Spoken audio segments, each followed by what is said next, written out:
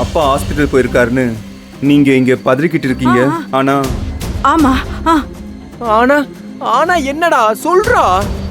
Car இப்போ கபிலன் வீட்டுக்கு பக்கத்துல நிக்கிற மாதிரி காட்டுதுமா.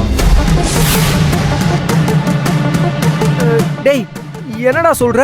அங்க பெரிய ஹாஸ்பிட்டல் எதுவும் இருக்கிற மாதிரியே தோணலையேடா. எனக்கு புரிஞ்சு போச்சு. மரகதம், புனிதாவை பெத்தவன் நான்.